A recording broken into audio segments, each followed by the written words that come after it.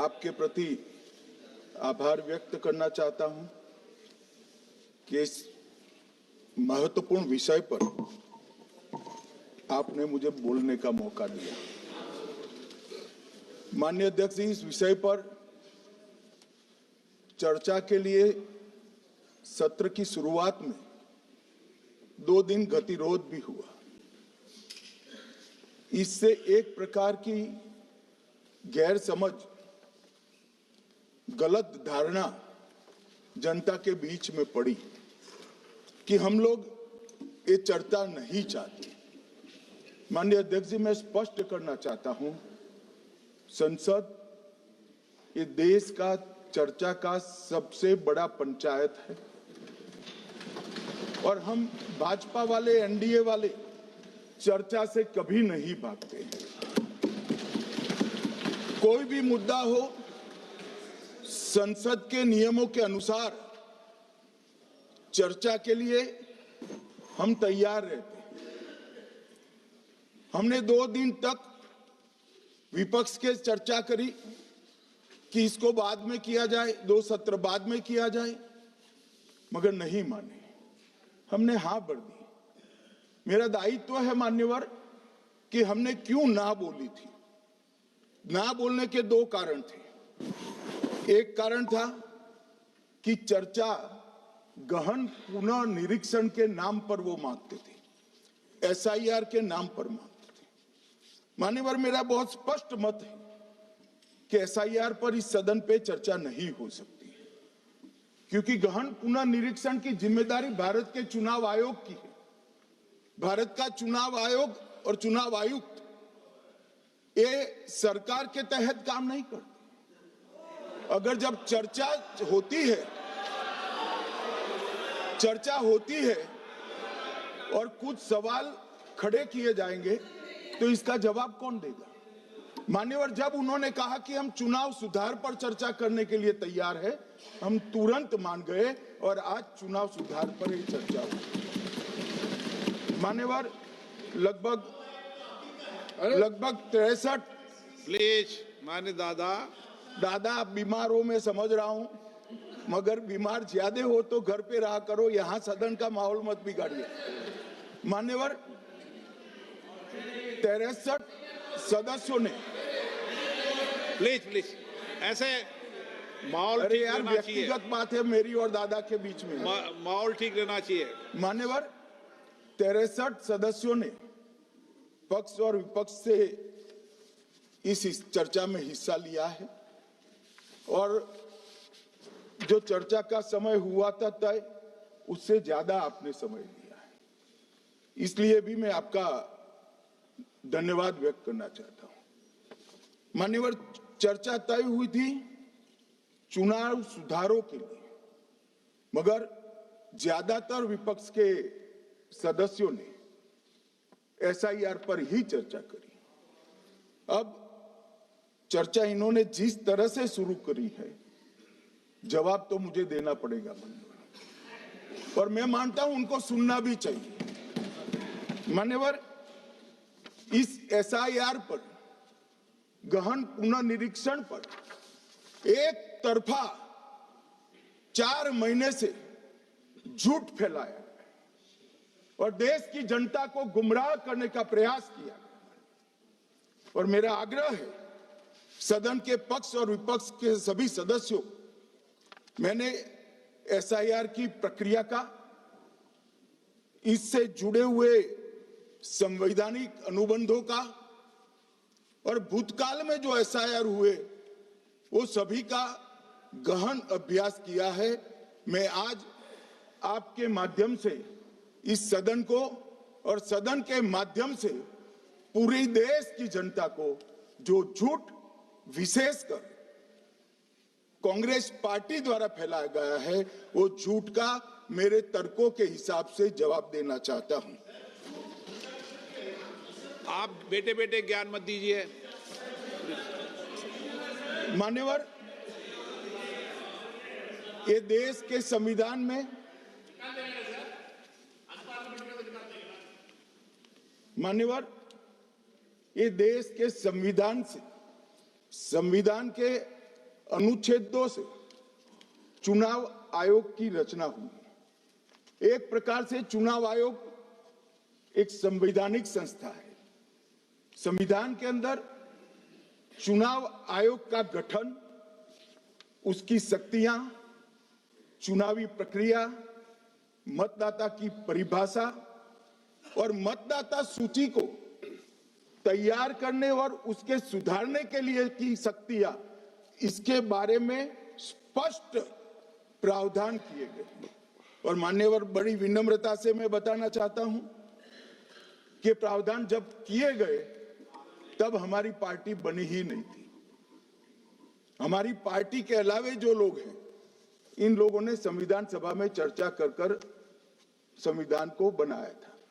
इसलिए ये पूरी चुनाव की प्रक्रिया जो संविधान के अंदर व्याख्यायित की गई है और आज जो हो रहा है, ये दोनों के बीच में क्या अंतर है और आरोप क्या है, इसको मैं जवाब देना चाहता हूं। मान्यवर, फ्री एंड फेयर चुनाव कराने का हमारा संविधान ने जिम्मेदारी चुनाव आयोग की तय की। मतदाता सूची बनाने की और मतदाता सूची में सुधार करने की जिम्मेदारी भी चुनाव आयोग को दी।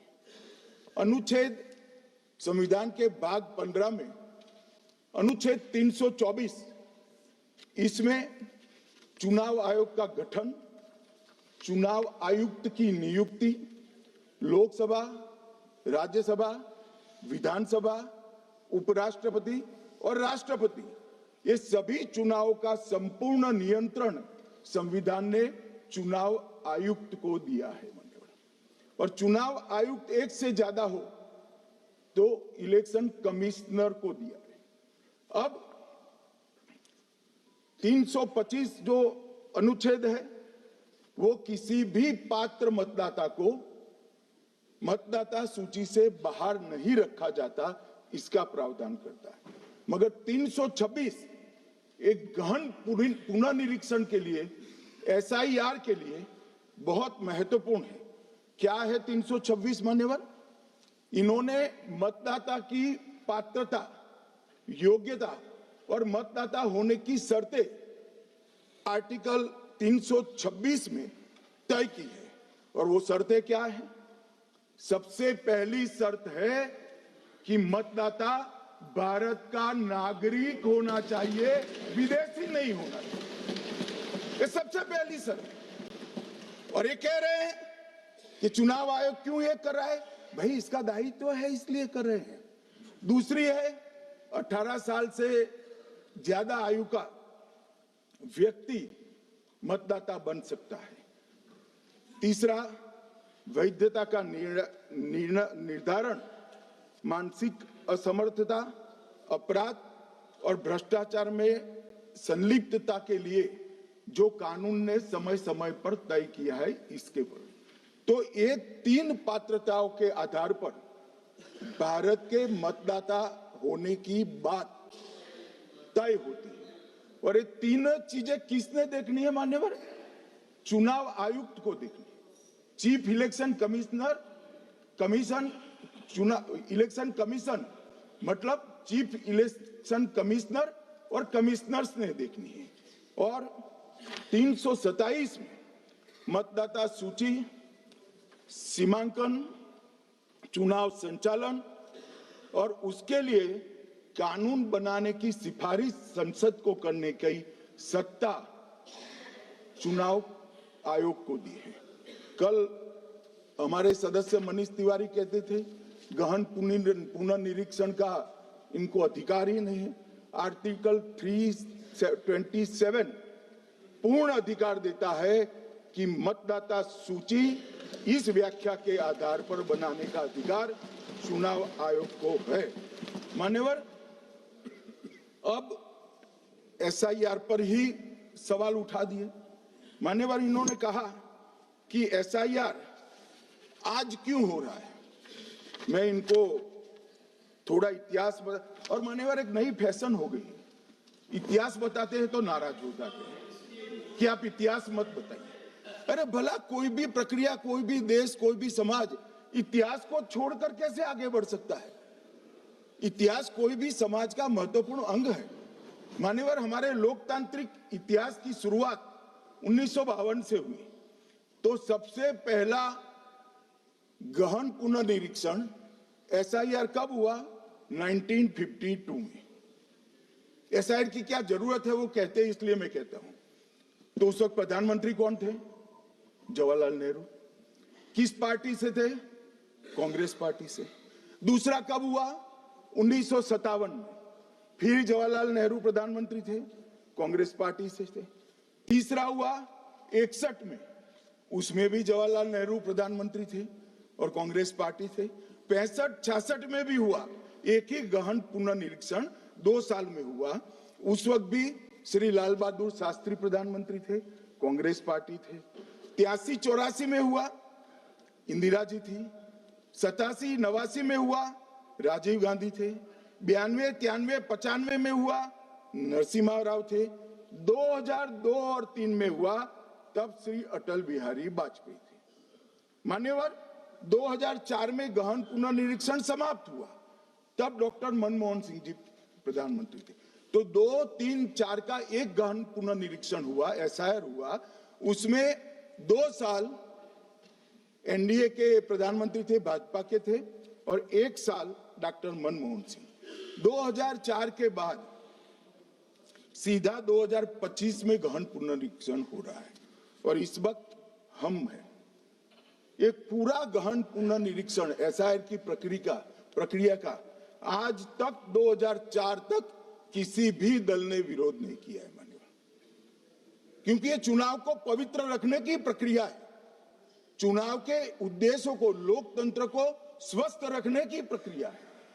अगर लोकतंत्र में चुनाव जिसके आधार पर होते हैं वो मतदाता सूची ही प्रदूषित है, तो चुनाव कैसे साफ और सुथरे हो सकते हैं? समय समय पर मतदाता सूची का गहन पुनर्निरीक्षण जरूरी है। इसलिए चुनाव आयोग ने फैसला किया कि 2025 में इसको किया जाएगा। मान्यवर, एक बीच में एक घटना में जरूर कहना चाहूंगा। 2010 में एक चुनाव आयुक्त महोदय ने निर्णय किया कि रिटर्निंग ऑफिसर को मतदाता सूची में से नाम काटने का अधिकार नहीं है, और उसके बाद से किसी की मृत्यु हुई तो भी नाम नहीं कटते थे। कोई एक क्षेत्र से दूसरे क्षेत्र में गया तो भी नाम नहीं कटते थे। एक व्यक्ति का ट्रांसफर हो गया तो कोयम्बटूर से वो शिमले चला गया, भारत सरकार का कर्मचारी है, तो उसका नाम कोयम्बटूर में भी रहता था, शिमला में रहता था। क्योंकि 2010 में, मैं बताता हूं, मैं बख्शूंगा नहीं, आप चिंता मत करो। क्योंकि 2010 में एक व्यवस्था हुई कि किसी का नाम नहीं काट सकते, और उस वक्त भी कांग्रेस पार्टी की सरकार थी। तो एक गहन पुनर्निरीक्षण क्या है? मानो एक गहन पुनर्निरीक्षण है कि जिनकी मृत्यु हो गई उनके नाम कट जाए, जो 18 साल से बड़े हो गए उनके नाम जोड़ जाए, जो किसी भी प्रकार से 2 जगह मतदाता है उनके नाम कट जाए, और जो विदेशी नागरिक है उनको चुन चुन कर डिलीट किया जाए। ये गहन पुनर्निरीक्षण। और मैं आज इस मंच से, आपके माध्यम से इस सदन को और देश की जनता को कहना चाहता हूं, क्या कोई भी देश का लोकतंत्र सुरक्षित रह सकता है जब देश का प्रधानमंत्री और राज्य का मुख्यमंत्री कौन हो वो घुसपैठिए तय करेंगे? मान्यवर, नहीं रह सकते। एक मतदाता का एक से ज्यादा जगह पर वोट होना चाहिए। मान्यवर, एक से ज्यादा जगह पर वोट होना चाहिए। जो लोगों का मृत्यु हो चुका है, मान्यवर, जिन लोगों का मृत्यु हो चुका है उनका वोट मतदाता सूची में होना चाहिए। मान्यवर, ये एसआईआर और कुछ नहीं है, मतदाता सूची का शुद्धिकरण है। मैं मानता हूं इससे कुछ दलों के राजनीतिक स्वार्थ आहत होते हैं। मुझे उन दलों के प्रति एक प्रकार से अनुकंपा भी है, क्योंकि देश के मतदाता तो वोट देते नहीं है, ये थोड़े विदेशी दे देते थे, वो भी चले जाएंगे। मगर मान्यवर, क्या हमने भारत के नाते निर्णय करना पड़ेगा कि इस देश की संसद को चुनने के लिए, राज्य की विधानसभा को चुनने के लिए विदेशी को वोट देने का अधिकार देना है या नहीं देना है? और मेरा मत है, मेरा विनम्र मत है मान्यवर, कि ये नहीं देना चाहिए।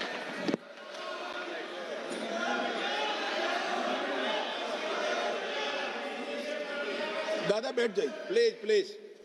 मान्यवर,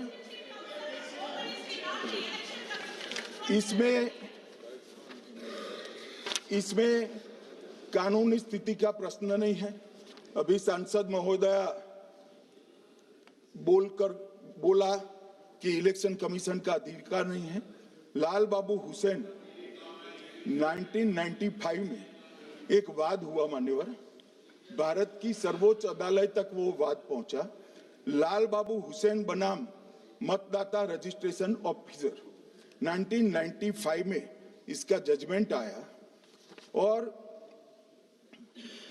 उसमें अदालत ने स्पष्ट कहा, देश की सर्वोच्च अदालत ने कहा, मैं नहीं कह रहा, जहां मतदाता का नाम दर्ज किया जाना है वहां रिटर्निंग ऑफिसर ये सुनिश्चित कर सकता है कि आवेदक भारत का नागरिक है या नहीं है।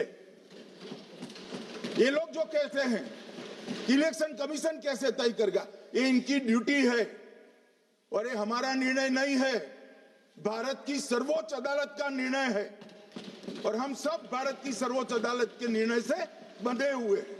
किसी को भी अगर वेरीफाई करना है तो लाल बाबू हुसैन बनाम मतदाता रजिस्ट्रेशन ऑफिसर 1995 का जजमेंट निकालकर मान्यवर दे दे। मान्यवर, विपक्ष के नेता राहुल गांधी जी ने 5 नवंबर 2025 को एक प्रेस कॉन्फ्रेंस में परमाणु बम फोड़ा। अब वो परमाणु बम के अंदर उन्होंने कहा कि हरियाणा में एक ही घर में 501 वोट पड़ गए। चुनाव आयोग ने इतनी स्पष्टता करी कि हाउस नंबर 265 कोई छोटा मकान नहीं है और 1 एकड़ का पुश्तैनी प्लॉट में अनेक परिवार बस रहे, मगर वहां हर परिवार के घर का नंबर नहीं दिया गया है, इसलिए सब जगह हाउस नंबर 501 दिया गया और एक परिवार की तो 3 पीढ़ियां साथ में रह सकती है। और पुराने नंबर से ही जब हरियाणा में कांग्रेस की सरकार चुनी गई तब से ये नंबर इसी तरह से चल रहा है। ये ना कोई फर्जी घर है ना फर्जी वोटर है। मान्यवर, वोट चोरी का नैरेटिव बनाने के लिए मान्यवर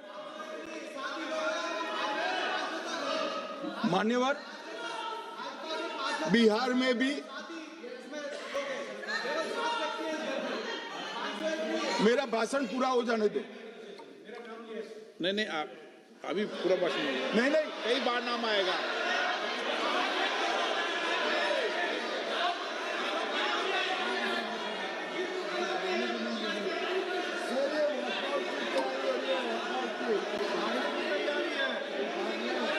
माननीय सदस्य, 2 मिनट बैठिए, मैं कुछ बोलना चाहता हूं। 2 मिनट बैठिए, मैं एक मिनट।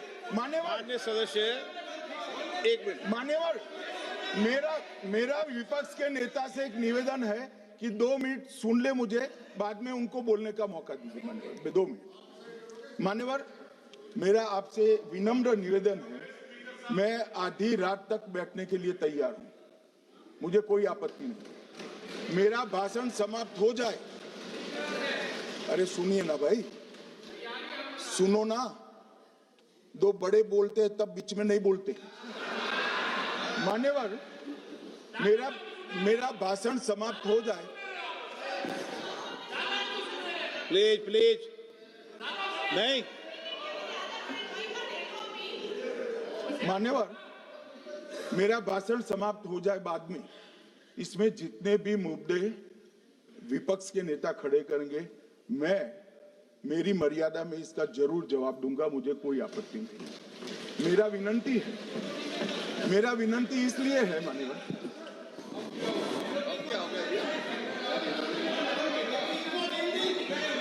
एक मिनट,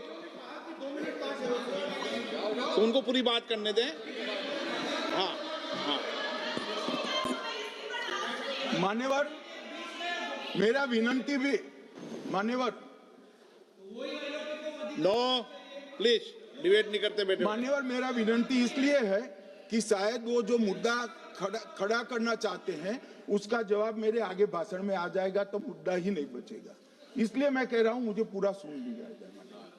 मान्यवर, बिहार में एक मतदाता की उम्र 34 साल बताई गई, 34 साल की है, इसको 124 साल बताया गया। सच था कि इसमें उम्र 124 बार छपी थी। बाद में मिंता देवी जी ने खुद बताया कि उन्होंने ऑनलाइन आवेदन किया था और वो ऑनलाइन आवेदन करने में गलती हो गई, इसके कारण उम्र 124 बार साल छपी थी। अब इसके आधार पर मतदाता सूची पर प्रश्न कर दिए। सुबोध कुमार नवादा, प्रेस कॉन्फ्रेंस में कहा गया कि एक राजनीतिक दल के बीएलए है, इनका नाम कभी आया ही नहीं, वो भी सच नहीं निकला। रंजू देवी रोहतास, उनको कहा कि एक कार्यकर्ता, उन्होंने बाद में रंजू देवी जी ने स्टेटमेंट दिया, जबरन बुलाकर उनकी वोटर लिस्ट से नाम काट लिया गया, ऐसा आरोप हुआ। तो रंजू देवी ने यही कहा कि कांग्रेस के कार्यकर्ताओं को कहने पर मैंने गलत जानकारी दी थी। मान्यवर, ये जो प्रेस कॉन्फ्रेंस हुई और उसने जिस प्रकार का देश में माहौल बनाया, चलो ये तो मैंने आरोप जो लगाए थे और सत्य क्या है कहा, मगर मैं विपक्ष के नेता ने जो प्रेस कॉन्फ्रेंस में कहा कि मतदाता सूची ठीक नहीं है, इसको सुधार करना चाहिए, तो भाई गहन पुनर्निरीक्षण क्या है, एसआईआर क्या है, मतदाता सूची का सुधार करने की प्रक्रिया है, और वो कर रहे हैं तो भी विरोध कर रहे हैं, पुरानी मतदाता सूची कर रहे हैं तो भी विरोध कर रहे हैं। भाई मतदाता सूची पुरानी हो या नहीं, आपका हारना तय है, ये मतदाता सूची से नहीं होता। मान्यवर, उन्होंने कहा, अपने लॉजिक के समर्थन में कहा कि भारतीय जनता पार्टी को कभी एंटी इनकम्बेंसी का सामना नहीं करना पड़ता। मान्यवर, एंटी इनकम्बेंसी इनके खिलाफ होती है जो जनहित के विरुद्ध काम करे। ये बात सही है कि भाजपा को एंटी इनकम्बेंसी का फायदा विरोध बहुत कम करना पड़ता है। हमारी सरकारें बार बार चुनकर आती है, चाहे राज्य में है या केंद्र में, परंतु ऐसा नहीं है कि हम 2014 के बाद एक भी चुनाव नहीं हारे। छत्तीसगढ़ में 18 में हारे, राजस्थान में 18 में हारे, मध्य प्रदेश में 18 में हारे, कर्नाटक में भी 14 के बाद हारे, तेलंगाना में हम जीत नहीं पाए, चेन्नई में हम जीत नहीं पाए, बंगाल में भी हम हारे। भाई तो तब तो ये मतदाता सूची बहुत अच्छी होती है, तब से नए कपड़े पहनकर आप शपथ ले लेते हो। उस वक्त मतदाता सूची का विरोध नहीं करते हो, और जब मुंह की पटखनी पड़ती है बिहार की तरह, तब मतदाता सूची का विरोध करते हो। माननीय, दोहरे मापदंड नहीं चलेंगे लोकतंत्र में। जब आप जीतते हो तब चुनाव आयोग महान है, जब आप हारते हो तो चुनाव आयोग निकम्मा है, बीजेपी का कहने पर चलता है। जब आप जीतते हो मतदाता सूची अच्छी है, मतदाता सूची अच्छी है, और जब आप हारते हो तो मतदाता सूची खराब है।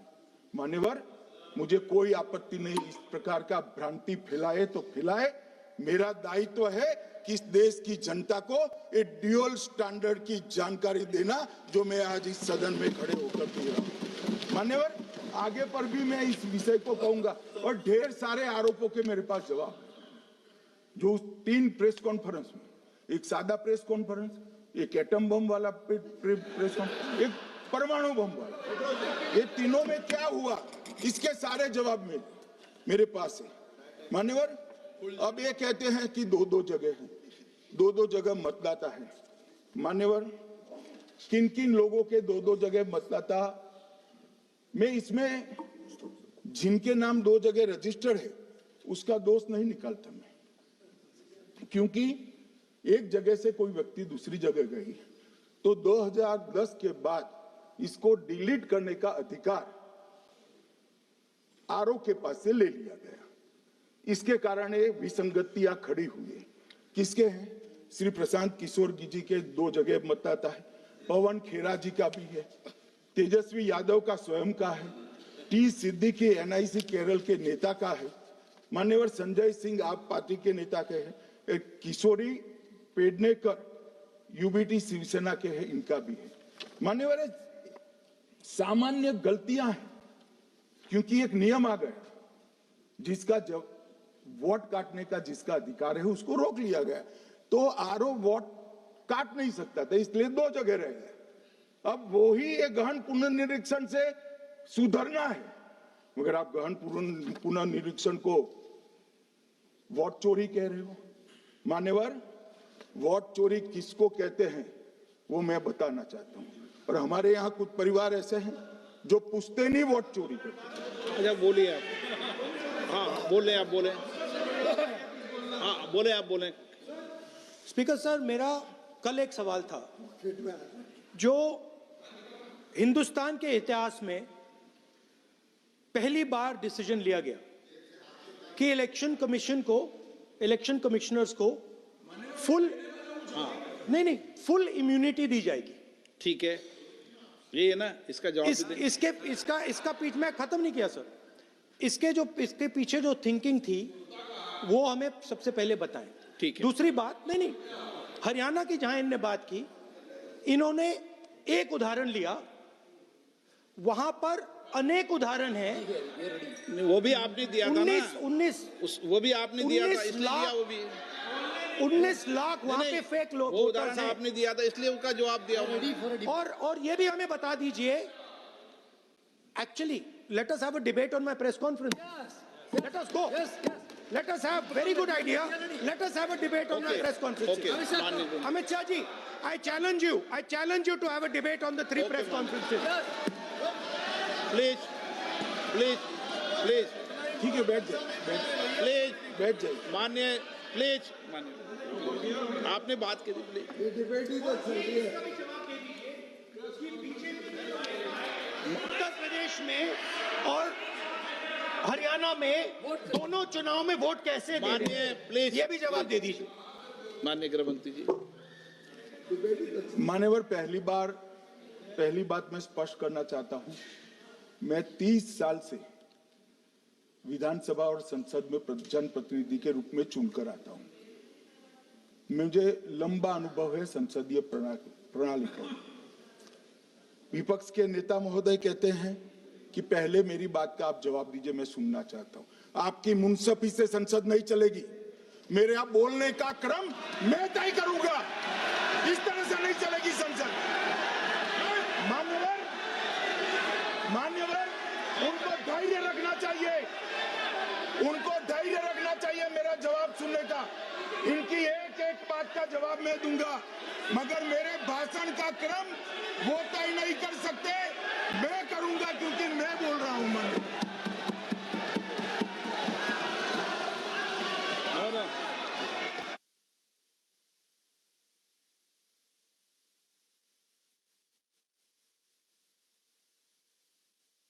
एक मिनट गृह मंत्री जी, एक मिनट गृह मंत्री, क्या गलत बोला उन्होंने यही बोला, आपने जो बात उठाई है मुझे कब बोलना है मैं तय करूंगा, यही बोला ना, उसमें क्यों उत्तेजित हो रहे हो आप?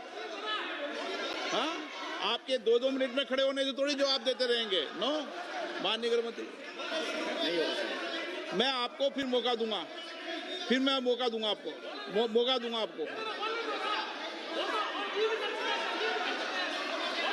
हाँ बोलिए, बोलिए सर। ये बोलिए। आपने अगर अमित शाह जी का रिस्पांस देखा तो ये कंप्लीटली डिफेंसिव रिस्पांस है, ये घबराया हुआ रिस्पांस है, ये डरा हुआ रिस्पांस है। अब सुनिए पूरी बात, प्लीज माननीय नो सच्चा माननीय रिस्पॉन्स गृहमंत्री नहीं है। जी, माननीय गृहमंत्री जी, मान्यवर आपके चेहरे पर बैठो बैठो मान्यवर आपके चेहरे पर चिंता की लकीरें मैं देख रहा हूं कि मैं क्या बोलूंगा। मैं उनके उकसावे में नहीं आऊंगा, मैं मेरे विषय पर बोलूंगा। मान्यवर मैंने इतना ही कहा कि मैं मेरे भाषण का क्रम मैं तय करूंगा। मेरे भाषण का पहले क्या बोलना बाद में क्या बोलना मैं तय करूंगा। और मैं मानता हूं कि हर एक वक्ता का ये अधिकार है, उनका भी है मेरा भी है। कल वो बोल रहे तो हम ऐसा थोड़ी ना बोले आप झूठ क्यों बोल रहे हो, हम नहीं बोले, नहीं बोल सकते साहब। वो माननीय विपक्ष के नेता है, वो बोल सकते अपना पक्ष मान्यवर। और मैंने तो ये भी कहा मेरा पूरा भाषण छूट कर कुछ बच जाता है तो आप पूछिएगा, मैं जवाब दूंगा। मगर अब धैर्य भी चाहिए और सुनना भी चाहिए, दोनों चीजें करनी पड़ती है। मान्यवर वोट चोरी का कोहराम बचा। मैं वोट चोरी किसको कहते हैं वो बताना चाहता हूं। वोट चोरी के 3 आयाम हैं। एक तो मतदाता नहीं है, मतलब योग्यता नहीं है और आप वोटर बन जाते हो तो वोट चोरी माना जाएगा। दूसरा, आप गलत प्रकार से चुनाव जीतते हो तो वोट चोरी माना जाएगा। और तीसरा, जनादेश को डिफाई करते हो, मतलब वोट के विपरीत आप कोई पद प्राप्त कर लेते हो तो भी एक प्रकार से वोट चोरी होता है।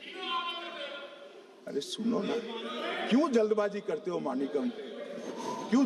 अब मैं 3 वोट चोरी की घटनाएं बताना चाहता हूं। सबसे पहली घटना हुई आजादी के बाद देश का प्रधानमंत्री तय करना था। तय कौन करना था? तो उस वक्त के जितने प्रांत थे इसके कांग्रेस के अध्यक्षों ने, उनके एक एक वोट से तय होना था। अब 28 वोट श्री सरदार पटेल को मिले और 2 वोट जवाहरलाल नेहरू जी को मिले।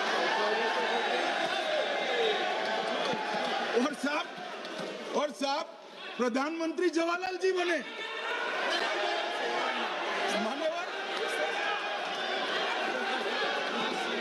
मान्यवर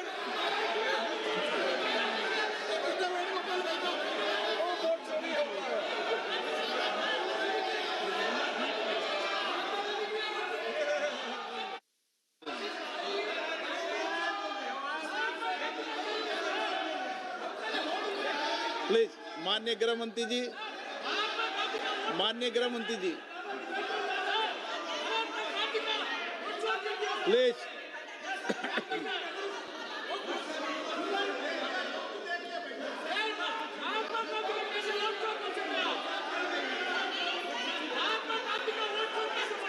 बैठो बैठो, बैठिए माने, प्लीज प्लीज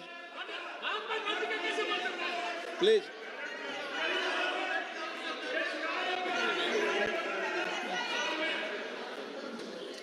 मान्यवर दूसरी, प्लीज बैठिए बैठिए माननीय सदस्य, प्लीज हर बार नहीं उठते, बैठिए। मान्यवर दूसरे प्रकार की वोट चोरी और नैतिक तरीके से चुनाव जीतना, ऐसी वोट चोरी भी भूतकाल में एक बार हुई थी। श्रीमती इंदिरा गांधी रायबरेली से चुनी गई। इलाहाबाद हाईकोर्ट में श्री राजनारायण पहुंचे कि चुनाव नियमों के अनुसार नहीं हुआ। इलाहाबाद हाईकोर्ट ने ये तय कर दिया कि श्रीमती गांधी ने उचित तरीके से चुनाव नहीं जीता है, हम इसको रद्द कर दें। मान्यवर ये भी वोट चोरी थी, बहुत बड़ी वोट चोरी थी। और उसके बाद में क्या हुआ? उसके बाद में वो वोट चोरी को ढकने के लिए संसद में कानून लाया कि प्रधानमंत्री के खिलाफ कोई केस ही नहीं हो सकता। मैं विपक्ष के नेता को कहना चाहता हूं, इम्यूनिटी की बात आप चुनाव आयोग की पूछ रहे हैं, इसका तो मैं जवाब दूंगा, इम्यूनिटी का। मगर ये इम्यूनिटी जो श्रीमती गांधी ने दी थी, इसके लिए आपका क्या कहना है? और उन्होंने तो स्वयं के लिए ले ली, उनका आरोप है। प्लीज ऐसे नहीं चलता मान्यवर, आप जब बोले, जब 5-5 मिनट में उठेंगे क्या? ये मान्यवर उनका नौ, आरोप है। आप भी बोले, आप भी बोले, आप भी बोले। नौ, गलत। एक एक मिनट में सदस्य नहीं उठेगा ना। मान्यवर उनका आरोप है कि सरकार ने बनाया तो लोकतंत्र ने बनाया, तो जो समय का केस था वो बताया है, आगे का तो बताया। मोदी जी को भी सब लोगों ने प्रधानमंत्री बनाया है भाई, आपकी कृपा से नहीं बने हैं।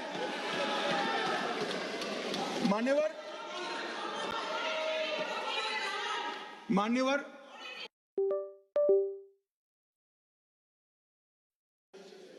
चुनाव आयुक्तों को इम्यूनिटी दी। इनका आरोप सत्य नहीं है, मैं इसकी बात बाद में करता हूं, परंतु हमने तो चलो मानो चुनाव आयुक्त को इम्यूनिटी दी, श्रीमती गांधी ने तो अपने आप को इम्यूनिटी दी थी। और फिर जब ये संवैधानिक सुधार के वायरस चैलेंज हुए तो वो केस जीतने के लिए 2, 3 और 4 नंबर के सर्वोच्च न्यायालय के जज को बाईपास कर चौथे नंबर के जज को चीफ जस्टिस बनाया और वहां केस भी जीत लिया। और मान्यवर ये तो इतिहास है, कौन झुठला सकता है? इनको कोई पढ़ाता नहीं है इतिहास, ये तो इतिहास है, सर्वोच्च अदालत और संसद के रिकॉर्ड में रखा हुआ इतिहास है। इसके खिलाफ लल्लन सिंह जैसे कितने लोग पूरा जीवन लड़े बिहार में, इमरजेंसी के खिलाफ जेल में गए, लाखों लोग गए। और तीसरी वोट चोरी कहना चाहता हूं, तीसरी वोट चोरी का प्रकार मैंने बताया था कि योग्यता नहीं है और मतदाता बन जाना। अभी एक वाद पहुंचा है, वाद मतलब डिस्प्यूट पहुंचा है दिल्ली की सिविल अदालत में। उसमें डिस्प्यूट ये है कि सोनिया गांधी जी इस देश की नागरिक बनने से पहले मतदाता बने।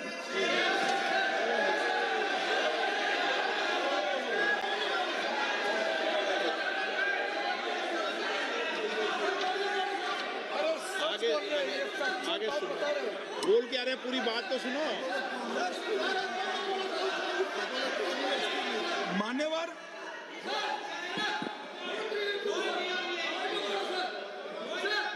मान्यवर मैंने इतना ही कहा है कि अदालत में केस चल रहा है जो फैक्चुअल है।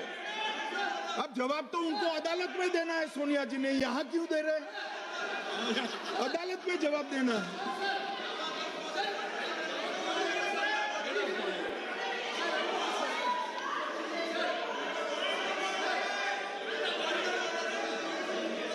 बीच के भाषण में पॉइंट ऑफ ऑर्डर नहीं होता।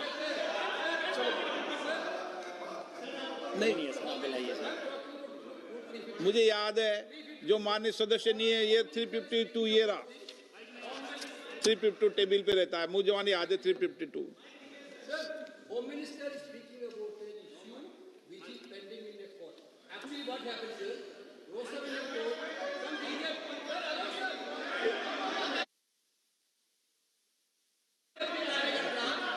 filed a case on Madam Sonia Gandhi's voting on that 80. Sir, that Rosavenue Court dismissed that case without, there is no substance in that Okay. case. After Gandhi not even voted in that election. I am challenging Home Minister. Okay. Sonia Gandhi not even voted that election. Can you prove it? Can you prove it? Sir, misleading statement a Home Minister doing. Sir, you are. What is this, sir? एक minute please दादा, एक minute please. No, बैठिए। No मान्य please. देखिए मान्य सदस्य 2 दिन से मैं चर्चा को सुन रहा हूं और 2 दिन से चर्चा को सुन रहा हूं और 352 आपने भी पढ़ा है, मैंने भी पढ़ा है, ठीक है ना।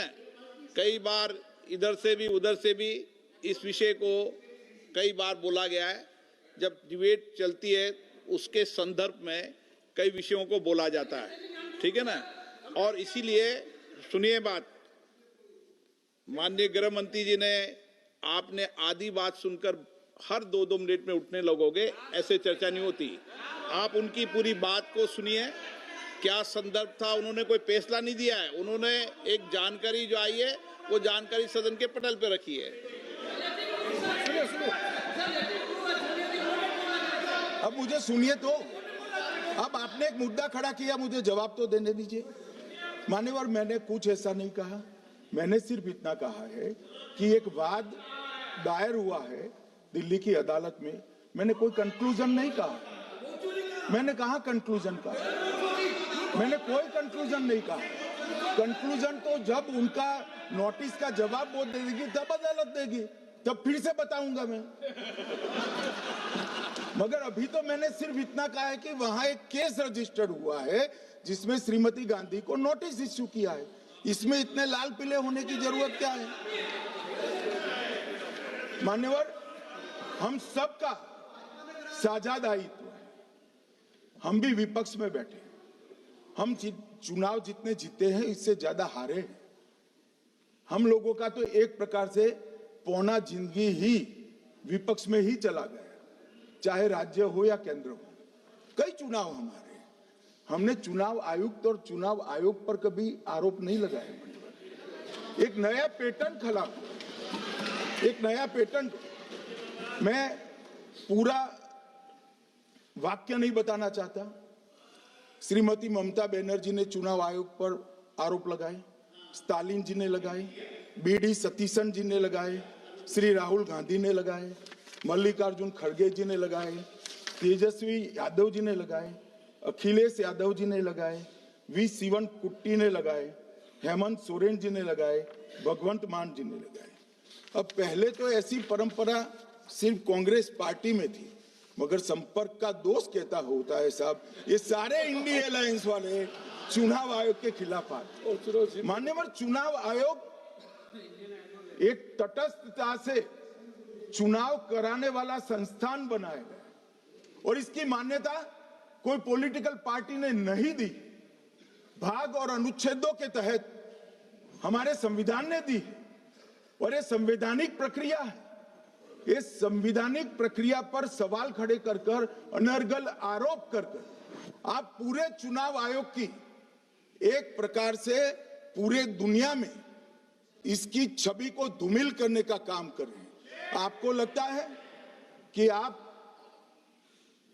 सरकार की छवि धूमिल करें? ना जी, आप पूरी दुनिया में भारत के लोकतंत्र की छवि को धूमिल करें। मान्यवर, सरकार का तो इतना ही सवाल है, मान्यवर सरकार का तो इतना ही सवाल है कि भारत के मतदाता क्या सोचेंगे, मगर मतदाता का सोचने का सवाल नहीं है। मतदाता को तो मालूम है कि हमने तो वोट दिया है इसलिए चुनकर आए हैं, तो उसके मन में कोई डाउट नहीं है। ये वोट चोरी करते रहे, घुसपैठिया बचाओ यात्रा निकाली और बिहार में 2/3 बहुमत से हम जीते। मान्यवर, ये जो नई परंपरा शुरू हुई कि देश के अंदर चुनाव न जीते तो चुनाव आयोग को बदनाम करो, चुनाव प्रक्रिया को बदनाम करो, मतदाता सूची को बदनाम करो, ये हमारे लोकतंत्र का भला नहीं करेगी। यही आयुक्त के, यही सरकार के होते हुए आप कई चुनाव जीते, हम कुछ नहीं बोले, हम पार्टी में बैठकर इसकी मीमांसा की, मगर ये लोग चुनाव आयोग पर। प्लीज नो, आप बैठिए, आप ठीक है बैठिए। माननीय सदस्य प्लीज प्लीज। मान्यवर, मैं थोड़ी स्पष्टता के लिए आंकड़ा देना चाहता हूं। मई 14 में श्रीमान नरेंद्र मोदी इस देश के प्रधानमंत्री बने, तब से उनको आपत्ति है। तो एनडीए क्या क्या जीती? 3 लोकसभा चुनाव हम जीते, 41 राज्यों के विधानसभा चुनाव जीते, तो हम 44 विधानसभा टोटल चुनाव जीते हैं 2024 से 25 तक। मगर वो भी 30 चुनाव जीते हैं अलग अलग विधानसभा में, 30 जगह पे। अगर मतदाता सूची करेक्ट है तो क्यों शपथ लिया, क्यों चुनाव लड़ा? आप बताइए देश की जनता को। आप लोग यहाँ कैसे पहुंचे? श्री राहुल गांधी जहां से चुनकर आए थे, वो वायनाड की मतदाता सूची में भी मेरी पार्टी ने प्रेस कॉन्फ्रेंस कर इसी प्रकार की डिस्क्रिपेंसी को बताया है। इसका जवाब नहीं देते। हमने अमेठी का भी बताया है, इसका जवाब नहीं देते हैं। मान्यवर, एक चुनाव की मतदाता सूची में जो थोड़ी बहुत गलतियां हैं, उसको वो लोग मुद्दा बनाते हैं चुनाव हारने का। चुनाव हारने का कारण है नहीं, मैं अंत में बताऊंगा क्यों हारते हो चुनाव, मैं बताऊंगा मान्यवर अंत।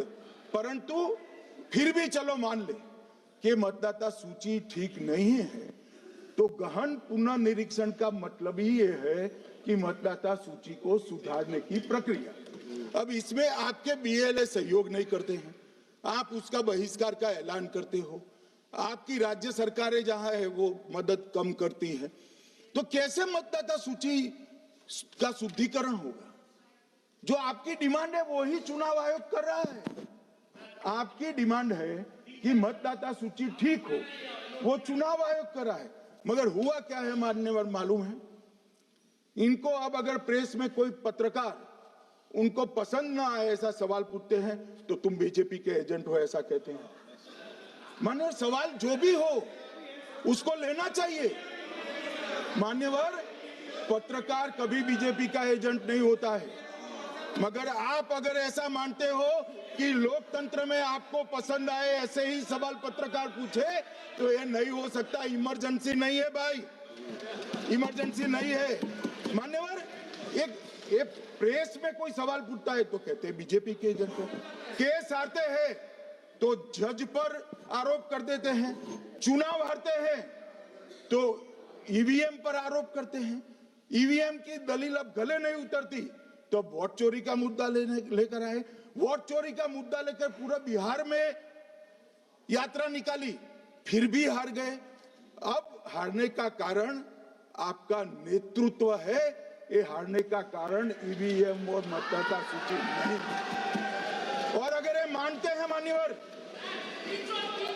अगर ये मानते हैं कि इनको कोई पूछने वाला नहीं है, भगवान करे मैं गलत पड़ जाऊं, कांग्रेस के कार्यकर्ता इनका हिसाब मांगेंगे। एक दिन कांग्रेस के कार्यकर्ता इनका हिसाब मांगेंगे कि इतने चुनाव कैसे हार गए। मान्यवर, कोई जज आजादी के इतने साल में नहीं हुआ है मान्यवर कि कोई जज एक जजमेंट दे तो जज के खिलाफ इंपीचमेंट लेकर आते हैं। अपनी वोट बैंक को एड्रेस करने के लिए इंपीचमेंट लेकर आते हैं मान्यवर। और ये सारे ने तो साइन कर दिया, साथ ही साथ उद्धव जी ने भी साइन कर दिया। उद्धव जी, जजमेंट क्या है? एक पहाड़ी पर मान्यता है कि हाँ सबसे ऊपर दिया जलाया जाए। मान्यवर, एक वोट बैंक को संभालने के लिए एक हाईकोर्ट के जज के सामने इंपीचमेंट लेकर आए हैं। देश की जनता उनको मदद नहीं करे।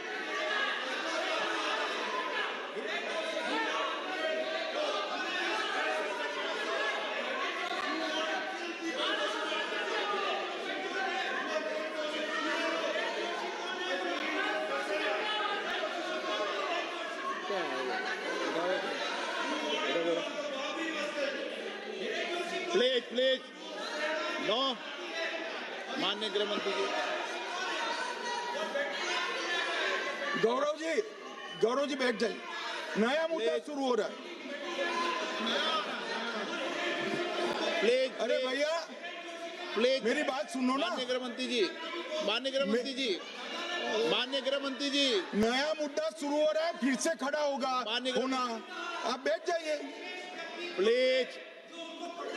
नो नो,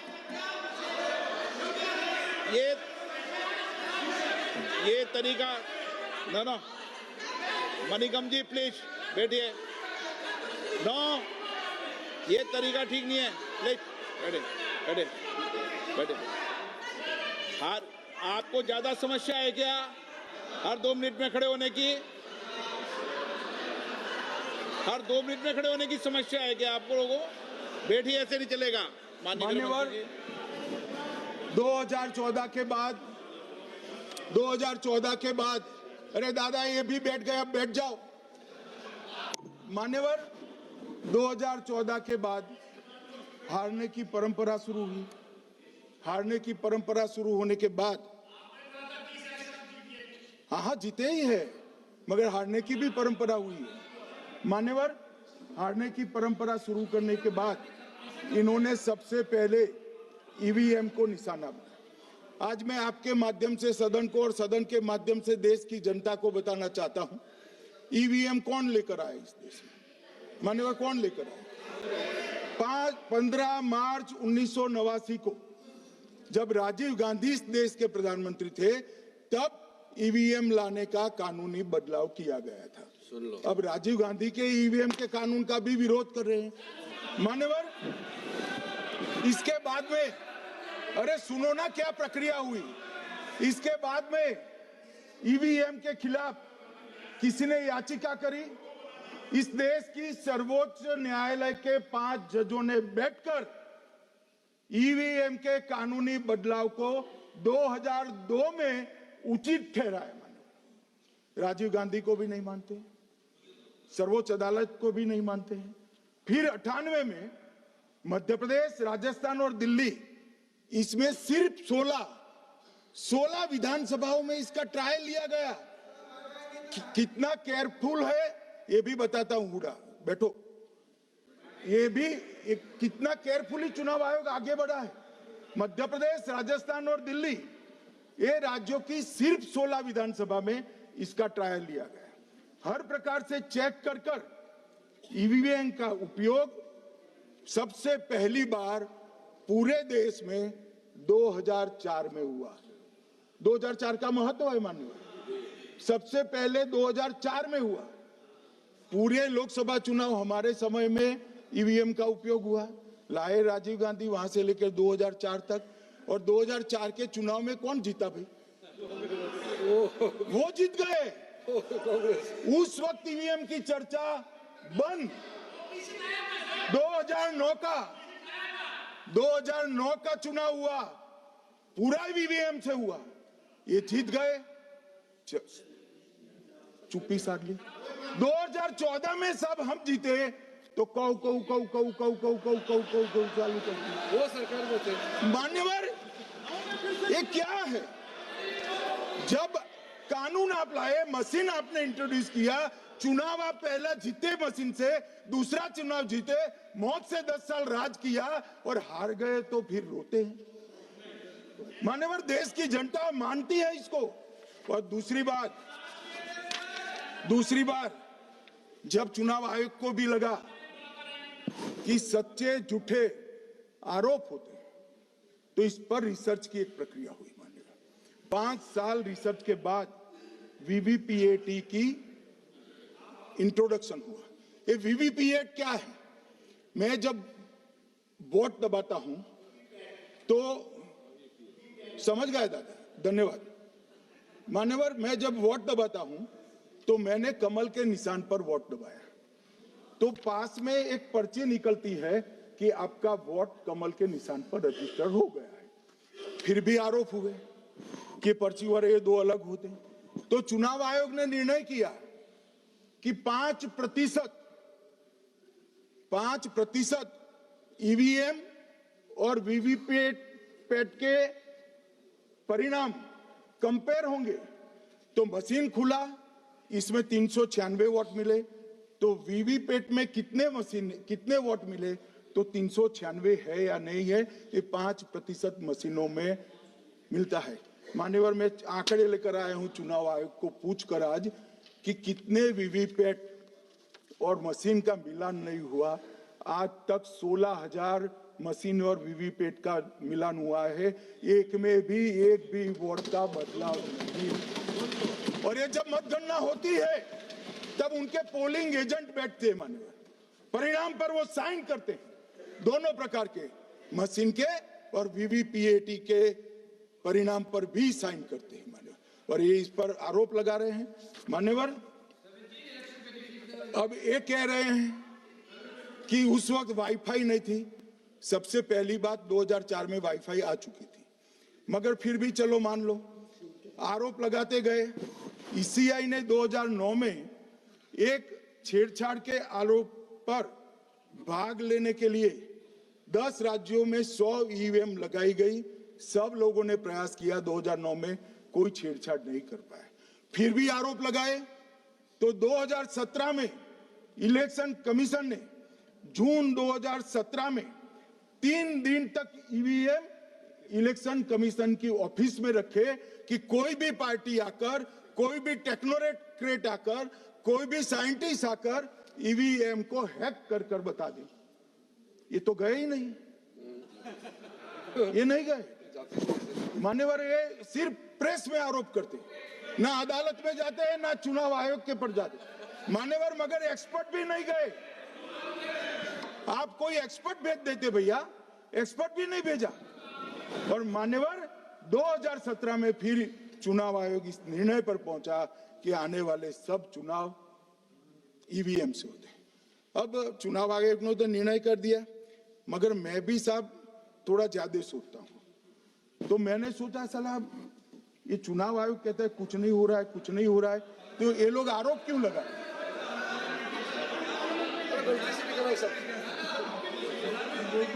मान्यवर, मेरे शब्द कोई ऐसे हो तो काट दीजिए। काट दिया राहुल जी। मान्यवर, मैंने सोचा कि भाई कुछ गलती नहीं है, मान्यवर कोई गलती नहीं है, तो ये लोग विरोध क्यों कर रहे हैं?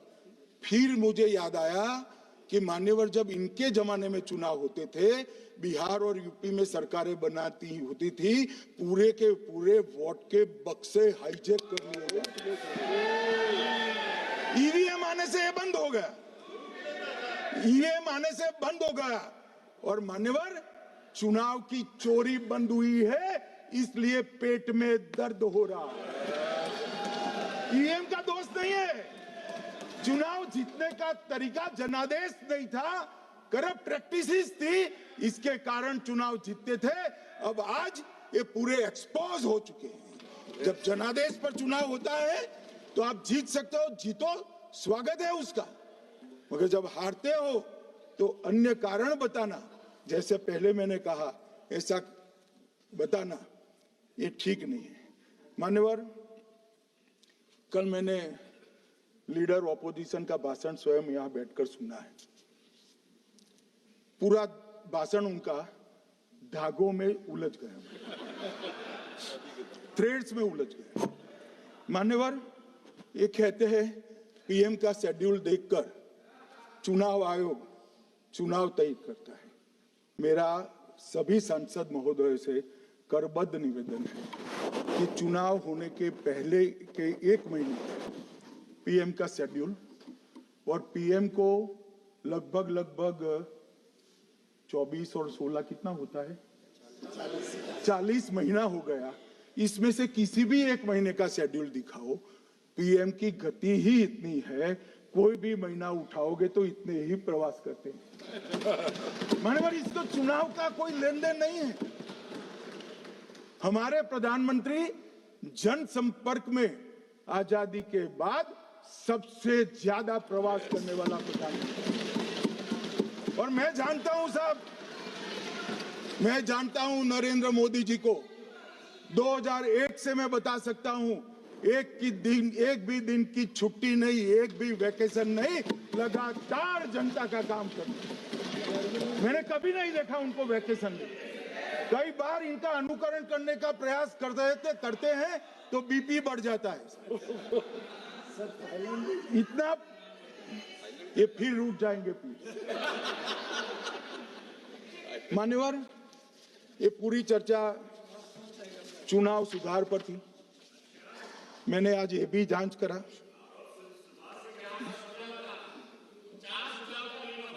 सुनो ना, जरा धैर्य रखो भाई। मान्यवर, मैंने आज सुबह चुनाव आयोग के वहां जांच कराई। जांच मतलब कोई गोपनीय चीज नहीं पूछी है, आप इसका इशू मत बने। मैंने ये पूछा कि चुनाव सुधार के लिए मई 2014 के बाद कौन सी पार्टी से कितने आवेदन आपको मिले, क्योंकि चुनाव सुधार जो करना है इसकी प्रक्रिया क्या है? चुनाव सुधार सभी राजनीतिक दलों के साथ चर्चा कर कर चुनाव आयोग भारत सरकार के विधि मंत्रालय को भेजता है और विधि मंत्रालय इसका कानून बनाकर संसद के सामने रखता है। ये प्रक्रिया है। तो मैंने सोचा कि इतना बड़ा हो हल्ला हुआ तो ढेर सारे चुनाव सुधार कांग्रेस पार्टी ने दिए होंगे, तो मैं जरा उसका पुच्छा कर दूं, लगे हाथ तो इसकी भी बात कर लूं। इसमें गोपनीय क्या है? तो मैंने पूछा तो साहब मुझे एक रहस्य मालूम पड़ा कि आज तक मई 2014 से चुनाव आयोग को एक भी चुनाव सुधार का सुझाव कांग्रेस पार्टी से नहीं मिला। मान्यवर,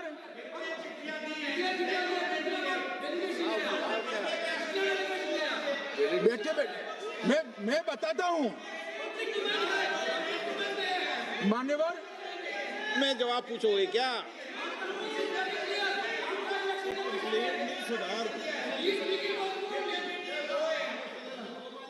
क्या आप भी बोले?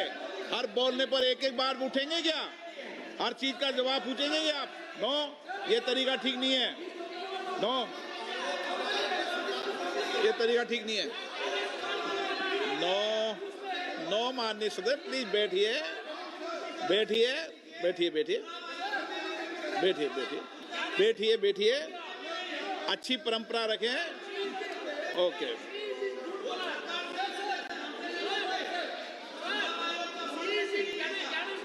नो नो प्लीज, हर 2 मिनट नहीं उठते। अच्छी है।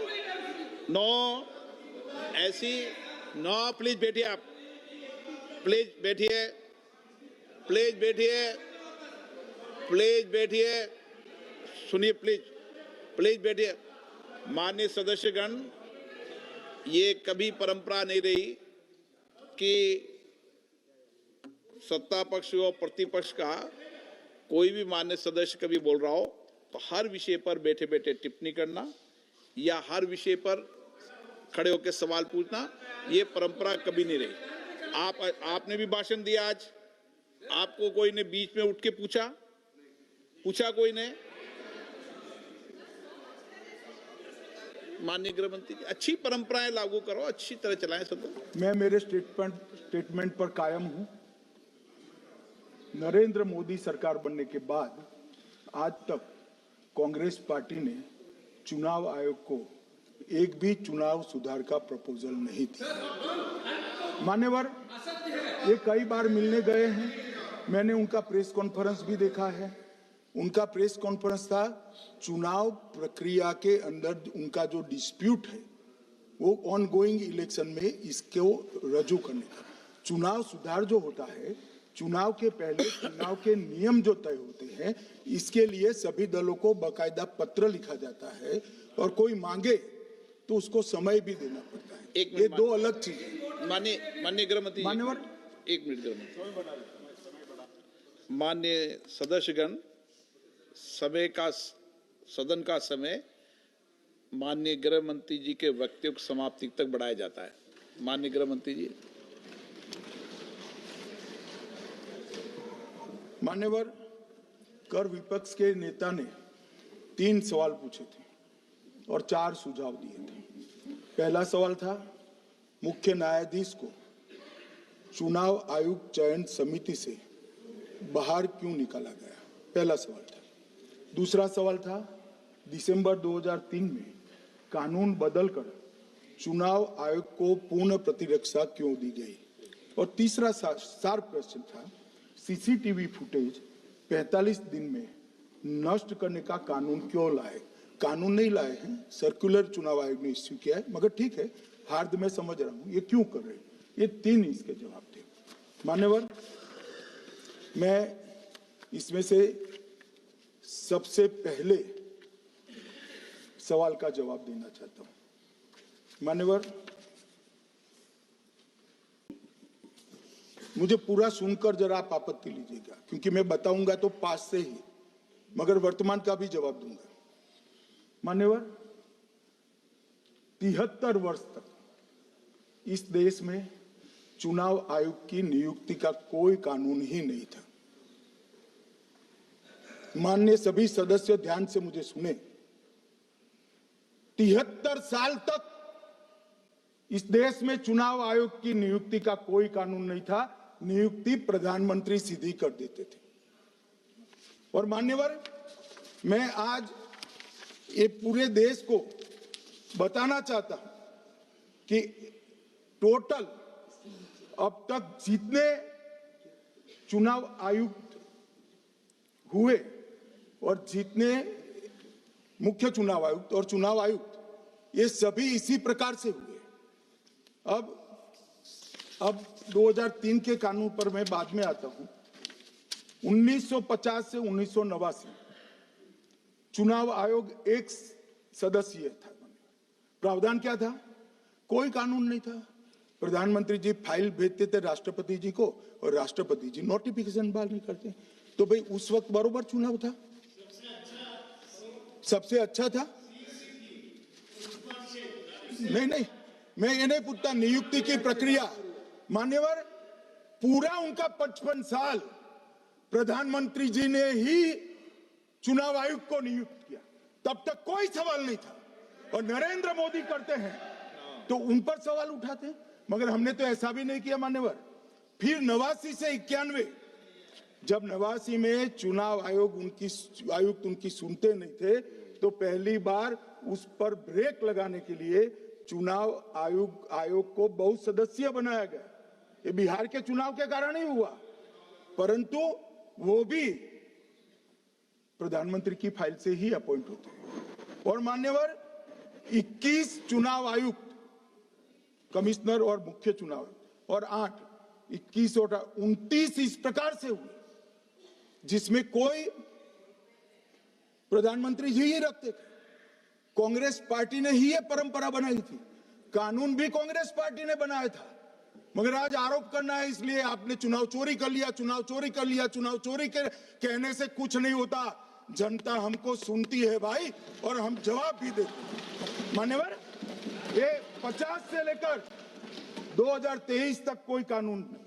बाद में 2023 में एक अनूप बरनवाल बनाम भारत सरकार मुकदमा हुआ। उसमें सुप्रीम कोर्ट ने कहा कि भाई चुनाव आयुक्त की नियुक्ति थोड़ी पारदर्शी होनी चाहिए। सुझावी था, ऑर्डर नहीं था। हमारे सॉलिसिटर जनरल ने वहां कंसेंट दी, तो उन्होंने कहा कि भाई हमें कानून बनाने में थोड़ी देर लगेगी और हमें इस पर कंसल्टेशन भी करना पड़ेगा, चुनाव आयोग से भी करना पड़ेगा। तो उन्होंने कहा ठीक है, अगर आप सहमत हैं, मैं जजमेंट और आर्गुमेंट पढ़कर, अगर आप सहमत हैं तो जब तक कानून नहीं बनता, चीफ जस्टिस ऑफ इंडिया की अध्यक्षता में एक कमेटी बने और प्रधानमंत्री और विपक्ष के नेता इसके मेंबर। हमें कोई आपत्ति नहीं, हमने हाँ बोला सर, और विपक्ष के नेता भी थे, प्रधानमंत्री थे और सीजे। 2023 में कानून बन गया। कानून क्या बना? विपक्ष के नेता,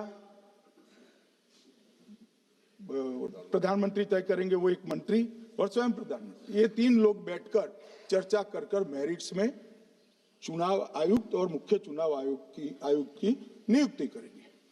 मान्यवर, हमारे टाइम में तो और पारदर्शी, ये कह रहे हैं हमारा तो 33% ही हिस्सा है। वही 33% तो है ना, हमारा तो हिस्सा ही नहीं था। और मान्यवर, मैं रिकॉर्ड से बताता हूं, 2012 में सीयूसी की नियुक्ति होनी थी। अडवाणी जी ने सुझाव दिया लिखकर कि एक प्रणाली बना जाए, नहीं बनाया और BS संपत जी को सीधा चुनाव आयुक्त बना दिया। उसके बाद में भी एक व्यक्ति कैसे है इसकी चर्चा है। नवीन चावला, जिसको आपातकाल की भूमिका पर शाह आयोग ने कहा था ये निष्पक्ष नहीं है, उनको मुख्य चुनाव आयुक्त बना दिया। जबकि मुख्य चुनाव आयुक्त गोपाल स्वामी ने इनके खिलाफ पक्षपात के सबूत भी भेजे, खारिज कर दिया। मान्यवर, सुने नहीं। हमारे समय में ऐसा कभी नहीं हुआ है। हमारे समय पर विरोध होता है, मगर पक्षपात के सबूत किसने नहीं दिए। और भाई, जहां तक 66% और 33% का सवाल है, आप कह रहे हो कि वहां 2 लोग होते हैं और आप 1 होते हैं, ये तो हम तय नहीं करते हैं। 140 करोड़ की जनता तय करती है कौन 66 होगा और कौन 30 होगा। यहाँ कौन बैठेगा वो तो 140 करोड़ लोग तय करते हैं, वो आपके लिए तय करोगे तो आप 66 हो जाओगे, मगर आप तो 100 रख कर गए थे, हमने उसको 33 दे दिया। मान्यवर ये क्या सवाल उठाते, और वो समझते हैं कि मैं बोलता हूं तो बस ये ब्रह्म वाक्य होगा। ऐसे नहीं होता है मान्यवर, हर चीज के तर्क होते हैं। इनका जो भाषण तैयार करते हैं वो भी ठीक से नहीं करते, रिसर्च नहीं करते मान्यवर। इन्होंने सीसीटीवी फुटेज 45 दिन में इलेक्शन कमीशन ने नष्ट करने का निर्णय किया, इस पर आपत्ति उठाई। मान्यवर, जन प्रतिनिधित्व अधिनियम 1951 की धारा 81 में एक प्रावधान है। प्रावधान क्या है? उम्मीदवार चुने जाने के बाद 45 दिन में चुनाव याचिका दायर कर सकते हैं। 45 दिन के बाद इसको कोई चुनौती नहीं दे सकता। ये नियम 1991 में बना, तब उस वक्त सीसीटीवी फुटेज नहीं था। सीसीटीवी फुटेज बाद में चुनाव आयोग ने एक सर्कुलर से रूल्स में बदलाव कर ऐड किया।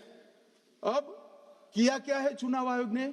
सीसीटीवी फुटेज का जो रिकॉर्ड है उसको जन प्रतिनिधित्व अधिनियम की 1951 की धारा 81 के साथ संरक्षित किया है, मतलब अलाइन किया है कि 45 दिन के बाद कोई डिस्प्यूट की प्रोविजन ही नहीं है एक्ट में, तो 45 दिन के बाद ये सीसीटीवी फुटेज क्यों रखना चाहिए? अब इतनी सादी समझ नहीं है सब। मैं क्या कर सकता हूँ? सब समझ के कोई इंजेक्शन नहीं होते जो भ्रम से दे दिया। मान्यवर, ये धारा 81 1951 से है, मगर पहले पर्चियों से होते थे तो पर्ची के लिए थी। अब सीसीटीवी फुटेज का कैमरा आ गया तो सीसीटीवी फुटेज ऐड कर दिया। मान्यवर, उन्होंने कहा, और इस वक्त जब सीसीटीवी फुटेज जब प्रक्रिया में ऐड किया, तब स्पष्ट चुनाव आयोग ने कहा था कि सीसीटीवी रिकॉर्डिंग संवैधानिक दस्तावेज नहीं है, ये आंतरिक प्रबंधन है। किस चीज का आंतरिक प्रबंधन? कि चुनाव सीज होने के बाद कोई पुनः मतदान की अर्जी करता है कि भाई ये मतदान मथक में चुनाव ठीक नहीं हुआ, तो चुनाव आयोग जो निर्णय करता है वो सीसीटीवी फुटेज के आधार पर करता है। पहले मौखिक करता था, टेक्नोलॉजी आई, सीसीटीवी फुटेज स्वीकार कर लिया। अब ये आंतरिक प्रबंधन के लिए है मान्यवर। फिर भी चुनाव आयोग का जो निर्णय मैं बताता हूं, उन्होंने कहा सामान्य जनता को एक्सेस होना चाहिए। रूल्स बनाया गया है, सामान्य व्यक्ति सीसीटीवी फुटेज उच्च न्यायालय में जाकर 45 दिन के अंदर ऑर्डर करा सकता है। अब ये कहेंगे 45 दिन में जजमेंट नहीं आएगा, मगर उच्च न्यायालय इतना ऑर्डर कर सकता है कि सीसीटीवी फुटेज आप डिस्ट्रॉय मत करना। मान्यवर, राजनीतिक दलों को एक्सेस देने का उन्होंने प्रावधान करा है, तो वो चुनाव को चैलेंज करे राजनीतिक दल 45 दिन के अंदर। ऑटोमेटिक जो चुनाव चैलेंज होता है मान्यवर, उसका सीसीटीवी फुटेज नियमों से हम चुनाव आयोग रिजर्व कर देता है। मान्यवर, ये प्रक्रिया कुछ पढ़ते नहीं। इसके बाद पॉलिटिकल एजेंटों को एक्सेस होनी चाहिए।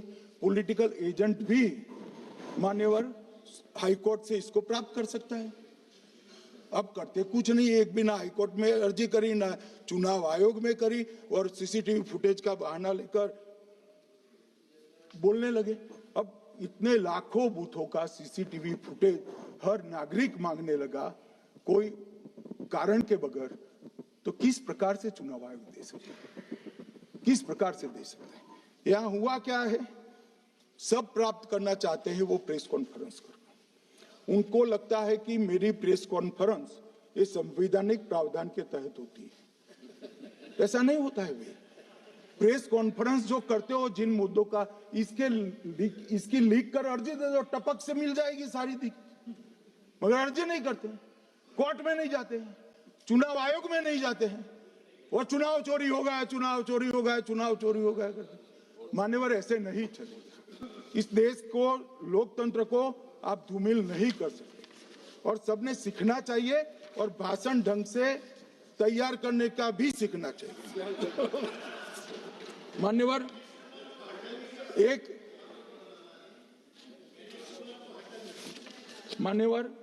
एक उन्होंने कहा सीईसी को 2003 में कानून बनाकर इम्यूनिटी दी। मान्यवर,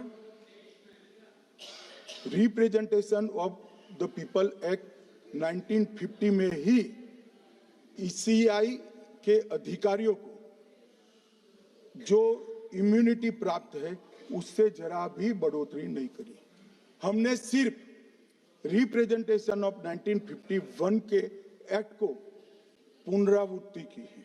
मान्यवर, आरपीए एक्ट की धारा 32 और आरपीए एक्ट 51 के सुधार की धारा 146C कहती है कि चुनाव आयोग के कोई भी अधिकारी जिसमें इलेक्शन कमिश्नर आ जाते हैं, इस पर कोई मुकदमा चुनाव प्रक्रिया के लिए नहीं चल सकता। ये प्रावधान है मान्यवर, और वो प्रावधान को 23 के कानून में इसको भी हमने संरेखित किया है मान्यवर। इतने सारे वकीलों को राज्यसभा दे रखी है, भगवान जाने क्या करते हैं सर, अपने नेता को ब्रीफ भी नहीं करते। मान्यवर, ये वाक्य आप निकाल सकते हैं, ये वाक्य निकाल सकते हैं। मान्यवर,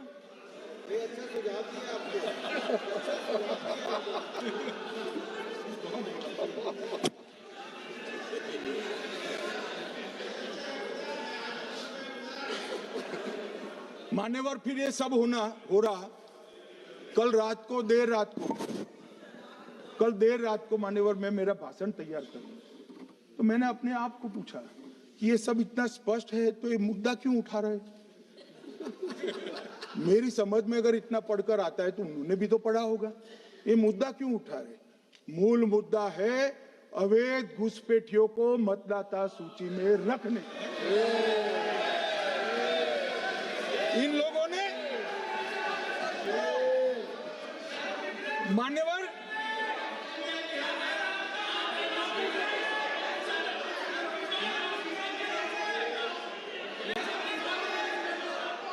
माननीय सदस्य, आपका भाषण भी सबने शांति से पूर्ण सुना है।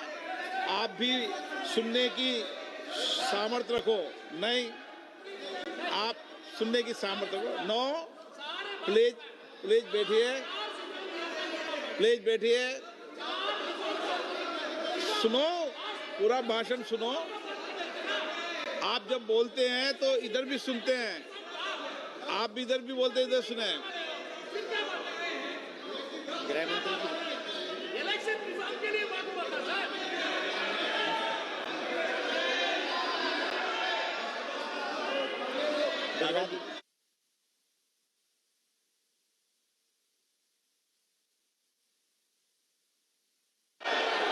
माननीय सदस्य, आप जब बोलते हैं तो इधर भी सुनते हैं, पूरे सुनने की क्षमता रखो। सर, ये लोग डर गए हैं, जवाब नहीं सुन सकते हैं। इतना दिनों से देश के सामने में झूठ फैला करके इन्होंने गुमराह करके चर्चा मंगा। आज गृह मंत्री जी एक बात का जवाब दे रहे हैं, ये भाग गए, डर गए, सुन भी नहीं सकते हैं। अगर ये सुन नहीं सकते हैं, इतना दिनों से संसद के समय बर्बाद क्यों किया? अगर सच्चाई नहीं सुन सकते तो इतना दिनों तक सरकार पर संसद के समय लोगों को भ्रम फैला करके क्यों समय बर्बाद किया? ये दिखा रहे। हमको मालूम था ये भागने वाले हैं। सच्चाई को सुनना चाहिए, सच्चाई को सुनना चाहिए। और जब सच्चाई सामने में आया तो डर गए, सुनने का कैपेसिटी तक नहीं है और इतना गुमराह किया। पिछले सेशन का पार्लियामेंट सेशन इन्होंने तबाही किया, मॉनसून सेशन को भी इन्होंने बर्बाद किया इसी मुद्दे पर, और ये हमारे शीतकालीन समय को भी इन्होंने 2 दिन बर्बाद किया। आज बारीकी से जब बता रहे थे ये लोग भाग गए, ये तो ठीक नहीं है।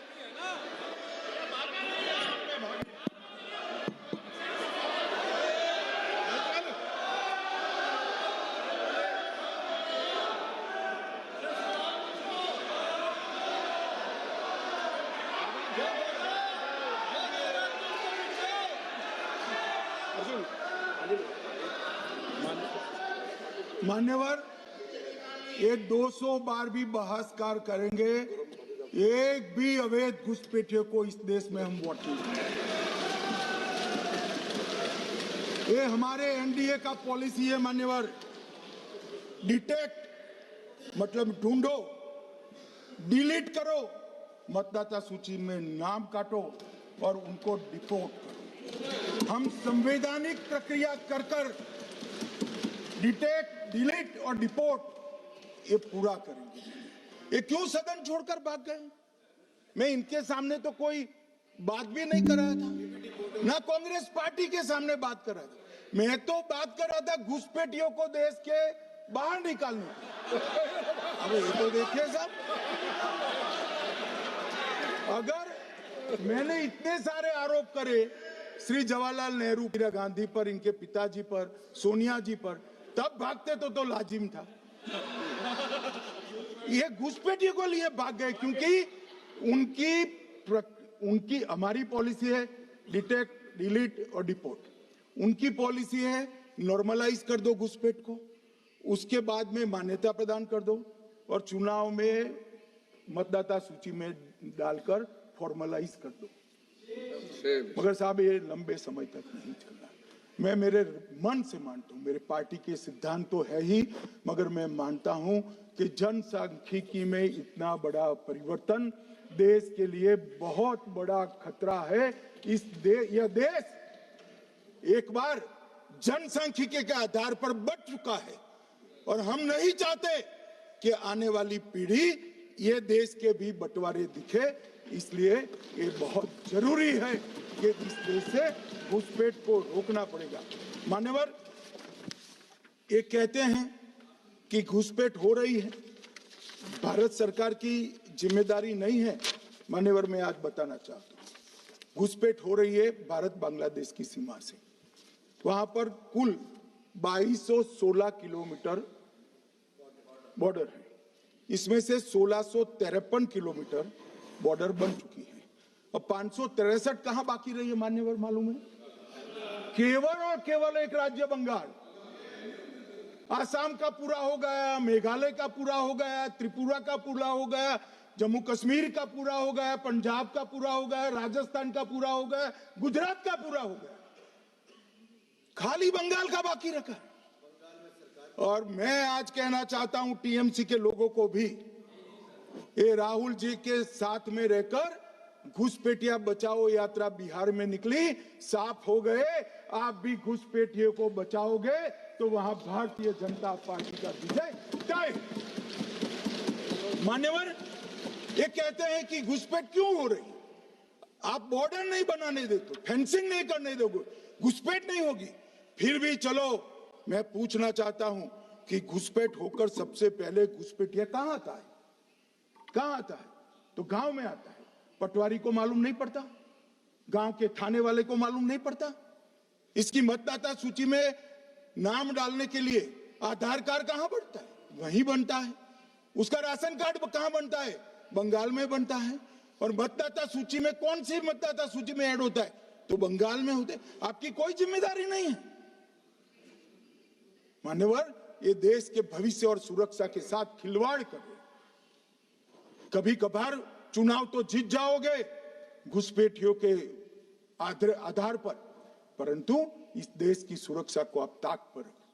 मैं आज कहना चाहता हूं मान्यवर, बिहार की जनता ने एक बहुत महान फैसला किया है, घुसपैठिया बचाओ यात्रा के खिलाफ जनादेश दिया। और बंगाल भी ये करने जा रहा है मान्यवर, आने वाले दिनों में करेंगे, उनको मालूम नहीं।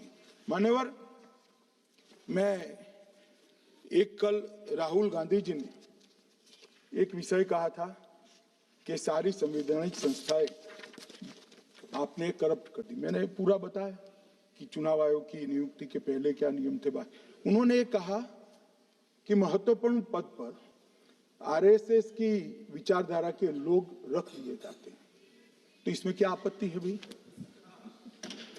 क्या इस देश में कोई कानून बना है कि आरएसएस की विचारधारा वाले हैं उनको कोई महत्वपूर्ण? अरे इस देश का प्रधानमंत्री आरएसएस की विचारधारा वाला है,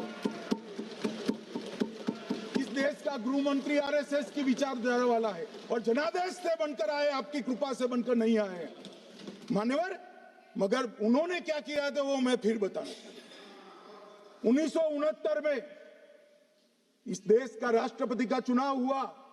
1969 में इंदिरा जी अपनी पार्टी के अंदर ही संघर्ष करती थी। पार्लियामेंट्री बोर्ड ने राष्ट्रपति के चुनाव के प्रतिनिधि के रूप में कांग्रेस पार्टी का अधिकृत उम्मीदवार बनाया श्री संजीव रेड्डी को, और इंदिरा जी ने प्रधानमंत्री रहते हुए अपने पार्टी के मैंडेट को ही डिफाई कर कहा कि राष्ट्रपति का चुनाव में वोटिंग अंतर आत्मा की आवाज से करनी चाहिए, और उन्होंने श्री वीवी गिरी को प्रत्याशी बनाया मान्यवर।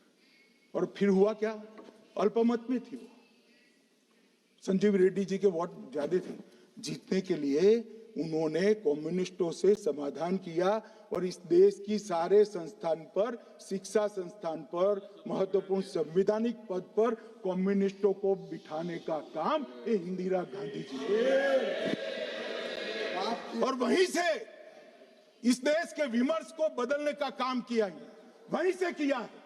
वामपंथी विचारधारा इस देश के प्रकृति को, इस देश के स्वभाव को, इस देश की जनता को स्वीकार्य नहीं है, और इसीलिए वामपंथी लुप्त हो गए मान्यवर। उन्होंने इस देश के युवा धन को वामपंथी विचारधारा पर डाइवर्ट करने का काम किया है, जो 2014 से फिर से नरेंद्र मोदी जी ने इसको एक अच्छी तरीके से, लोकतांत्रिक तरीके से परिष्कृत करने का काम कर रहे हैं मान्यवर।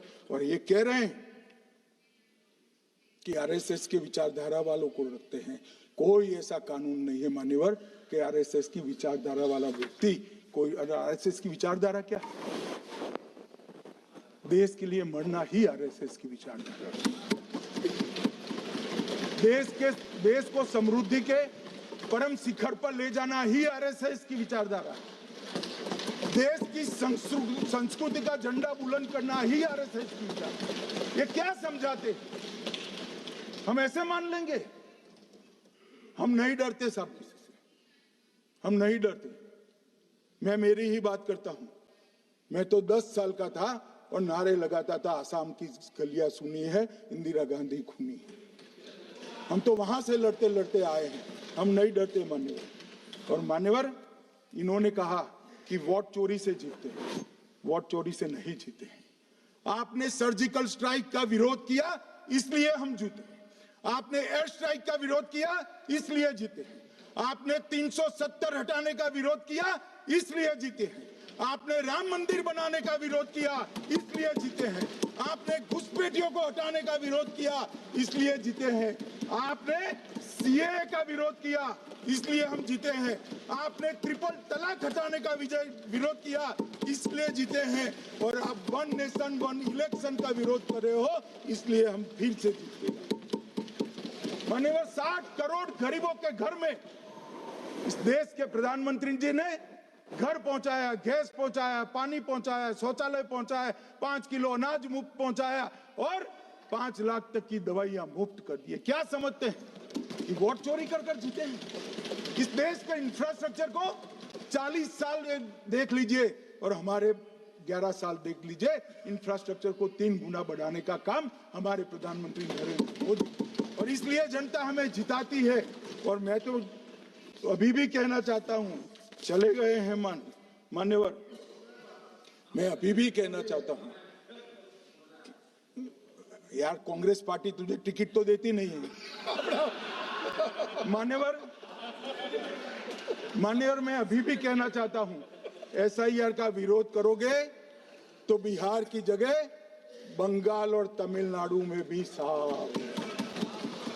मान्यवर, इस 140 करोड़ की जनता का जनादेश ईश्वर का आदेश होता है। हमारे यहाँ तो कहते हैं ना कि जनता ही जनार्दन है। तो जनता का फैसला श्री कृष्ण का फैसला होता है, जनार्दन का फैसला। और वो जनता के फैसले को ये लोग वोट चोरी इस तरह की भाषा का प्रयोग करते हैं। जनता देख रही है, जनता आंख मूंद कर नहीं बैठी। मान्यवर, मैं तो धन्यवाद करना चाहूंगा हमारे पार्लियामेंट्री अफेयर्स मिनिस्टर का कि इन्होंने तो एक अलग रास्ता कर SIR पर चर्चा कर ली। वरना इनका झूठ एक तरफा जनता में जा रहा था। आज आपने भी मुझे इतना विपुल मात्रा में समय दिया, जरूरत पड़ी वहां प्रोटेक्शन भी दिया, मुझे संरक्षण दिया, इसलिए मैं आपका भी धन्यवाद करना चाहता हूं। और अंत में फिर से एक बार श्री राहुल गांधी के भाषण लिखने वालों को कहना चाहता हूं कि तथ्य ढंग से ढूंढ कर लिखे, इनकी यहाँ पर तकलीफ हुई।